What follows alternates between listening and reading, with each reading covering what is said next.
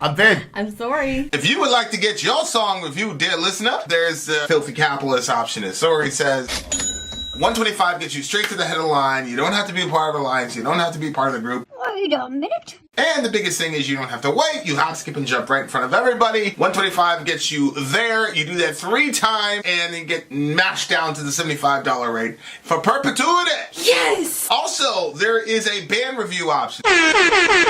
So if you've got a band and you're trying to get your band some exposure, hit me up at villageXchange@gmail.com and I'll show you the details about how to pull that off. You can also jump on Patreon, and there is a option on the tiers to be able to get your band reviewed. Yep. Obviously, we can't lie to you, so we can't guarantee a positive review.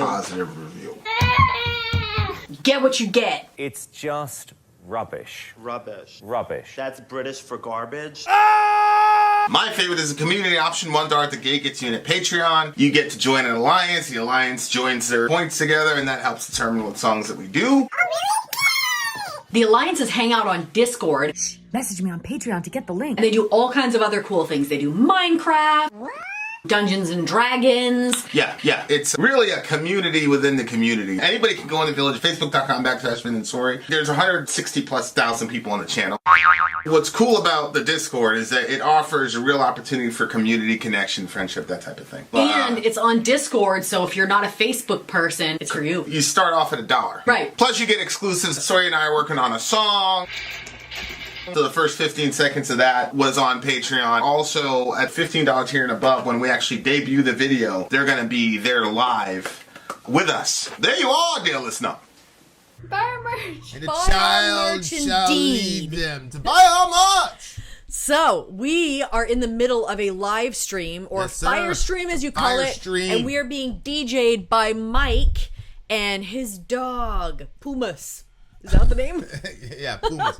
Pumas, the horrifically fearful beast. Pumas, you say. Yes. Okay, so we are doing Dark Tranquility, and I'm not sure if you pronounce it Lethe Lethe, or Lethe or something. Lethe. Okay, it sounds like the name of a demon.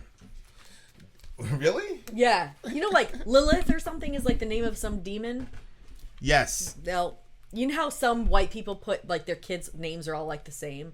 We're going to go with Brenda, and we're going to go with Brandon, and we're going to go with... You like, all kind of stuff. So I'm like, Lilith is one of the demons, the females, and then here's the, you know... Lethe.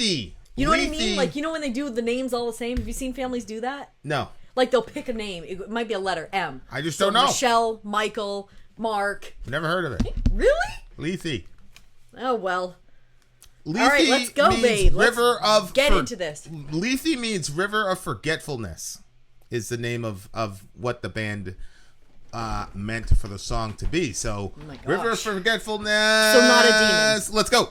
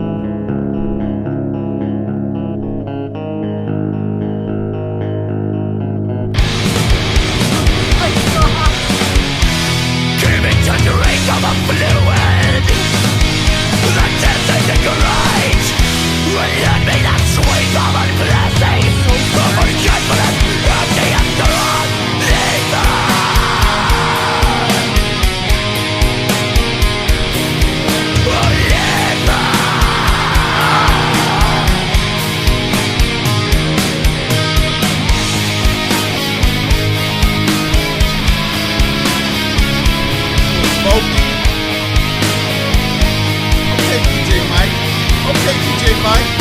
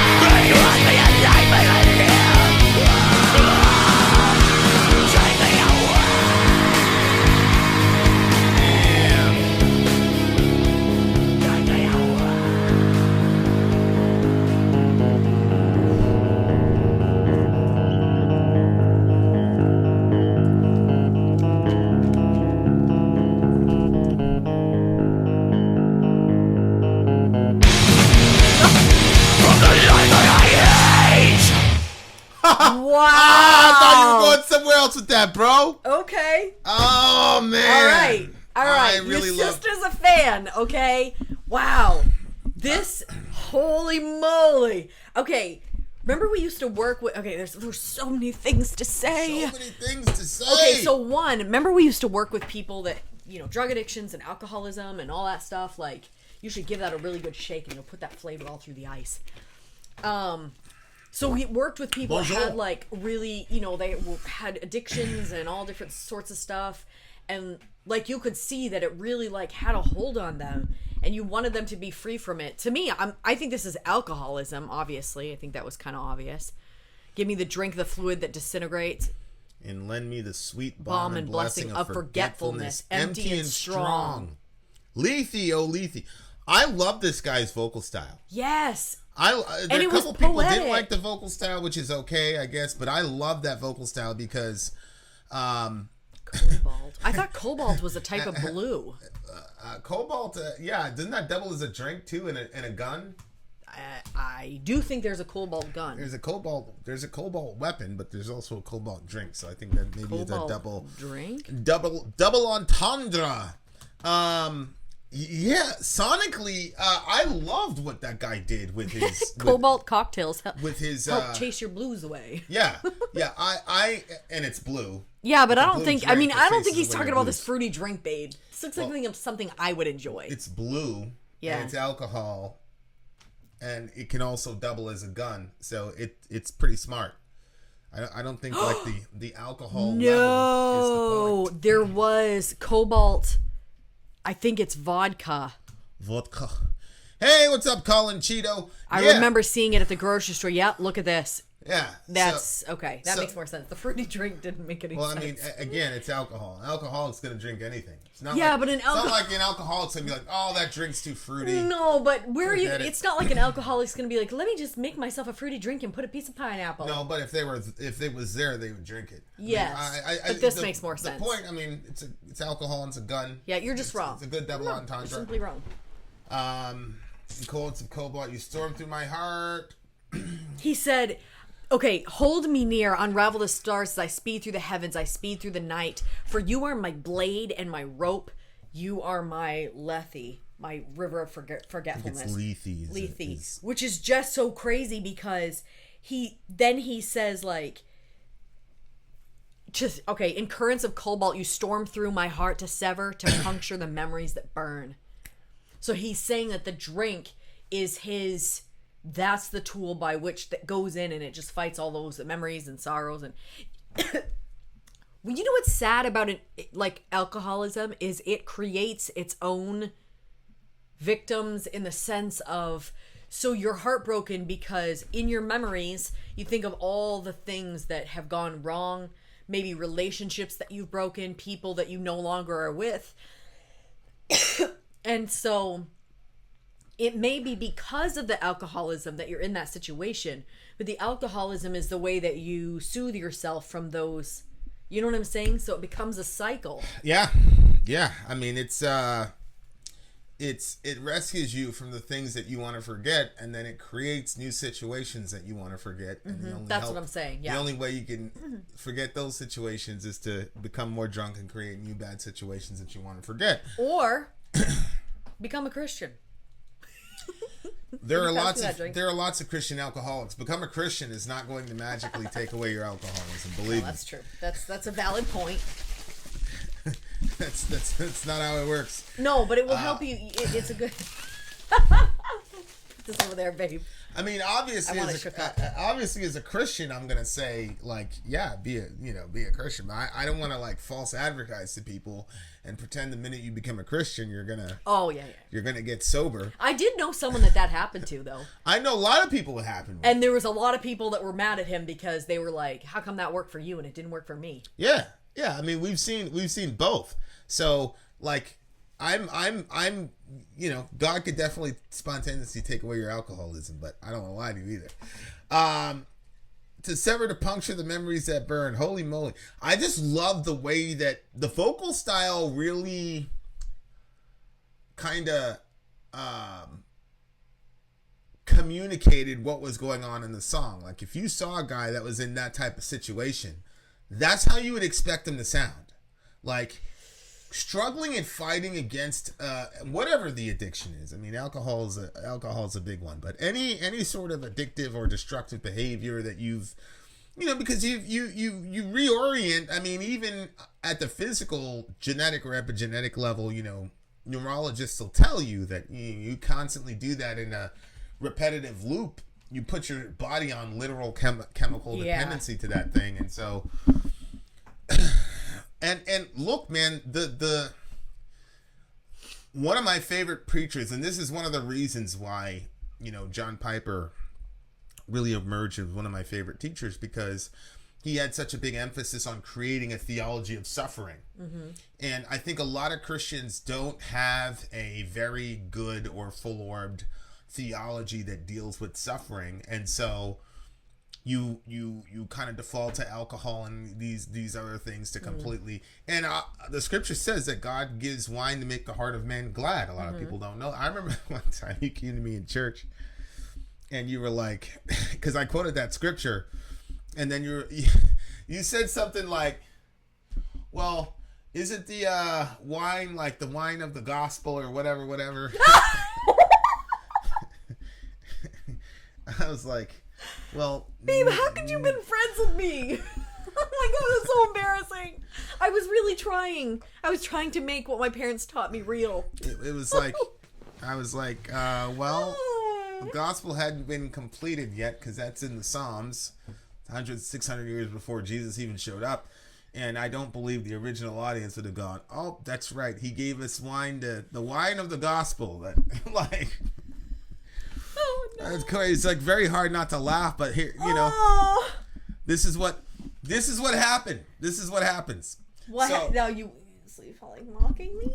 Well, I mean, it was hilarious, but it was one of those things where I was like, okay, sorry, they just have a predisposition away from alcohol. So but the point is, God gave us alcohol to make our hearts glad. It also says, it's really interesting because the Bible actually condones drug use to relieve people in severe pain. So Proverbs 31, it says, give wine to those who are perishing, because in your death, whatever, as you're dying, they give you wine to kind of, ease the pain of death. Mm-hmm. So it's there to make your heart glad, and it's also there as a pain numbing agent in very specific situations. But when you take it and then you use it to the degree and to the extent that people use it and become an alcoholic, that's when it becomes extremely destructive. So everybody has to construct some sort of theology or philosophy of suffering. And that's what I loved about, when I discovered Piper at a very, very specific time in my life where I needed that kind of guidance. And you're asking those big questions about God and suffering and why do bad things happen to good people? Why did all this happen to me? Blah, blah, blah, blah, blah. And if you don't have a good way of anticipating that you're going to get a bad phone call or something bad's going to happen, if you don't have a way of dealing with that, I mean, I remember we were having a conversation. I'm a little superstitious now, but I was having a conversation like this, and I was talking about God and suffering and the sovereignty of God and suffering, blah, blah, blah. And I get this phone call, and it's the kids. They're in an accident with their mother, blah, blah, blah. And it was really ironic because, I mean, it was a hard time. I mean, I was on a live stream and I was trying to get in contact with my brother to get my brother over there. Because I didn't have the car, because it just so happened that, you had the car, you were doing something with the car. So I was trying to get in contact with my brother to get him over there. Shout out to the homie. But it was crazy because I rewatched it and I'm like, holy shit. I was pretty calm, and I remember how I felt at the time. Definitely, you want to hear from your kids, you want to make sure they're good, but there was that sort of calmness that God gives you in those situations, So that's how we interpret it. But if you don't have either God or some sort of theology or philosophy of suffering, I understand. I'm actually more shocked that we don't have more alcoholics and drug addicted people. I'm actually more shocked about that than the fact that it does happen. Yeah, I would agree with that. Yeah. So, that's kind of where I come from it with it. It's I don't have any judgments for anybody that's gets caught up in those situations. And to a degree, people act and do crazy shit when they're in the throes of alcoholism that makes it very, very difficult for the family, because there's a lot of fallout that happens. Yep. And there's a lot of forgiveness that has to happen, and there's a lot of understanding, and depending on where you are and how bad it is, it's a spectrum, but the family has a very, very hard time forgiving the person and moving on, because anytime you have a massive addiction issue, lies are necessarily there to maintain the addiction. You have to continue to lie in order to maintain. It doesn't matter what the addiction is. Mm-hmm. So there's just so many negative fallouts from alcoholism as a way of solving your problems. And I think that's the ultimate reason that God warns us against not drinking too much wine and not getting ourselves addicted to it, because on the one hand, you may be killing certain, alcohol kind of functions like bleach, right? If you've got a tough stain, a stubborn stain, you just put that bleach in there, it'll take care of it. But if you bleach all of your if you put too much, it'll ruin it, and the ruin that the bleach will do to your clothes cannot be undone by more bleach. I did that when I was a kid. I put way too much bleach. I saw it make that piece of clothing so white. I was like, yes. And it did not take long before it just disintegrated. Yeah. Holes in it. Yeah. Yeah. And so that's kind of how it functions. That's why I said there are appropriate sparing uses of alcohol. and then there are inappropriate uses, and so it happens that way. And so, you know, God knows the destruction that's going to happen, so he tells us not to do that. But I have no judgments for a person who fell into that, because I honestly don't know how anybody makes it without God in this world anyway. Yeah. So if that's what people are using temporarily to get them from A to B, I don't see how any of us can judge. I mean, holy shit, man, life is hard, bro. Yeah, I think that it's difficult when you have someone that's an alcoholic, because, well, there's a verse that says that hope deferred makes the heart sick. Yep. So basically, when you keep getting your hopes up for something and it keeps not happening, then eventually, like, it makes your heart sick. Like, it's too hard to handle. And so people end up getting that person out of their life because they can't take the constant cycle of hope dashed. And they say, okay, I can't do this anymore. You gotta just go over there because I can't do this anymore. Yep. Exactly. Here's Jambi. Agreed, addiction is terrible, just like you guys being addicted to religion.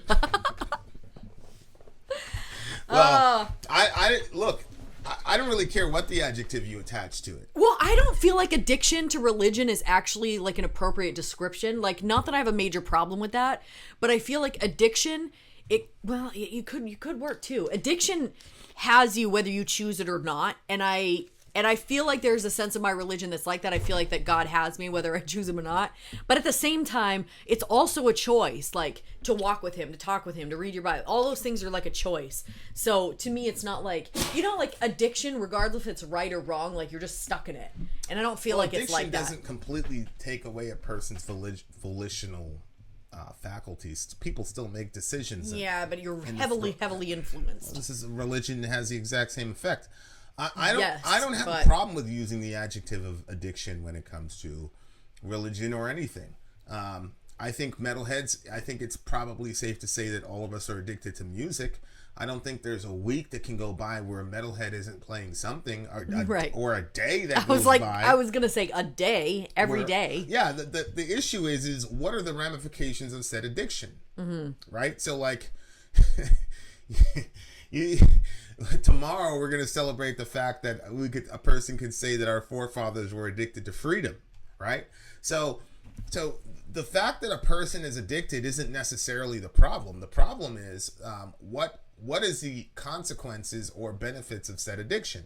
So,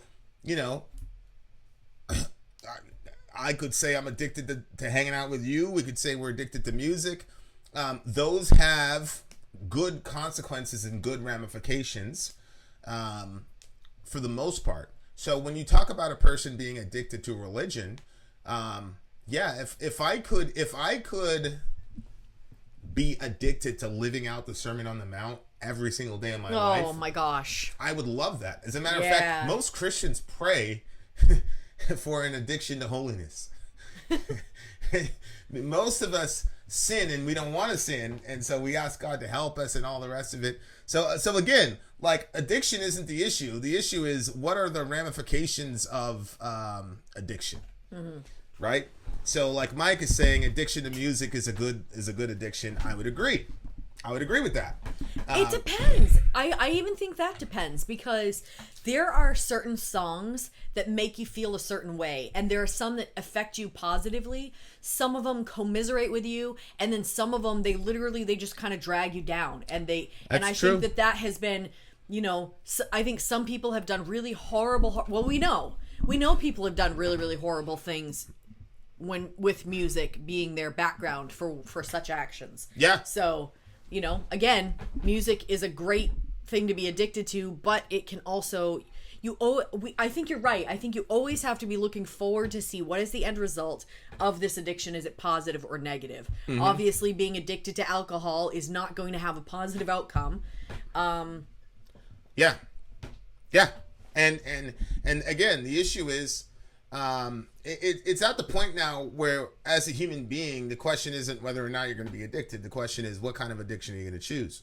And insofar as you're able, because I think the older you get, the less choices you have as far as your addictions go. So if you can decide early to only choose to emphasize positive addictions in your life, then you're going to be a successful person. what happens with most of us don't have that type of mentality at all until we struggle with an addiction or two, and then we kind of create some strategy in order to make sure that we can follow through on that. So here, when he's talking about, the alcoholism and things like that, he wants to forget and all the rest of it. He's chosen alcohol as his means of dealing with the exigencies of life. Yeah. And I think far too often people like that get judged instead of being understood. Like, and it was a big thing in New York. It was a big thing. Oh, get a job, you bum, blah blah blah, and make fun of somebody that's like down and out on the bench. But that's when we were kids. That's when we were 15, 16, and we didn't know anything. Dorian's kind of like the same way. Like, those are conversations that we have. I mean, that's a consequence of listening to hours of Ben Shapiro a week. Is a lot of disdain for poor people. And a lot of disdain for people who make bad decisions that are destructive to their own lives. But that's because, again, when you're young, you don't have the information and you're not able to empathize very well with life is simpler, I think, when you're a kid. You know what I mean? Yeah. Just work hard and you'll have, you know what I mean? Not realizing that there's systems behind things and there are reasons and I think also when you're a kid and you have a rough day or you've gone through hard things, a lot of times, depending on who you are, like our kids have us. So when they go through difficult things, they can come and talk to us and we're their support system and stuff. And they're looking at it as, oh, the rest of the world has the same situation. Like everybody has somebody that they can lean on and go to and get guidance from and help lift them up when they feel down. And that's simply not the case. There's lots of people that have grown up with horrible parents, unsupportive people in bad situations. I mean, I was literally just talking to someone who her mother would burn her with cigarettes on her arms and her legs. And she ended up getting taken away from her mother because they put her in a closet. And the neighbors heard her crying for 5 hours. Came and got her out of there, and then that's how she got taken out of her parents' home. It's just horrible, like the way that people will treat kids. And so he's looking at it as his perspective and how that is and how it must be the same for everybody else, but it's not. And that does affect how things go for you. Yeah, and if you look, hold me near my one friend and guide as I drown through your fingers. Brilliant line. Wow. As I drown through your fingers, drown through your love, for you are the life that I hate. You are my, see? Yep. So here it says, take me away from the life that I hate, but above he says, you are the life that I hate. Yeah. So the alcohol went from rescuer to thing need to be rescued from. Yep. And that's how addiction generally works. So shout out to John, 25 years sober. Well done, my brother. Oh, good job. Good for you. That is well yes. done. Well That's done. awesome. So like, it's one of those things, man. Like, no judgments for you if you're in that situation, but it's a deceptive lover, man, because it's not. Yep. It's really interesting. That Lamb of God song, 11th Hour, is about alcoholism. And he uses this very romantic language, the dark mistress of many beholden to none. Here, my dear friend, my lover, he anthropomorphizes alcohol, almost as like a person who is the only one that understands love and loves him. Yeah. So it's I could imagine that kind of a feeling, because the more and more you end up in that situation, and the more relationships you destroy, the more isolated you become, and then you get this whole nobody understands me thing. Yeah. And of course, it's a self-fulfilling prophecy. Yeah, nobody understands you because you've created all this distance between you and the people that you love. So now nobody understands you. Right. And so it's a vicious cycle, man. Yeah. Vicious cycle. Yeah. But you know what? At the same time, it's killing people every day. But just like John says, there's people like John every day too. So there's a back and forth about it. Mm-hmm. I'll tell you what. This line, drag me down in passionate sighs with the ocean above me and flames in my eyes, and grant me a life I can live without. Yikes. It's just crazy. I just love the way that his poetry was very beautiful there. Yeah, I mean, the guy is massively gifted. For sure. What do you get the song? This one's a 10 for me. Yep, it's a 9.4. Another very, very strong, two strong songs in a row. My favorite part of that song, though, was the vocal style, man. Holy moly. I really loved it. Yeah, definitely a fan of that one. All right, well, there you have it. Shout out to Johnny Haas, by the way. Haven't seen Haas in a while. What's good, Haas? Look at that dark picture taken in the truck, I guess. We should have Jambi and Haas. Wait. Let's Vin out, Sori out. Okay. Vin out. Sori out. Gone.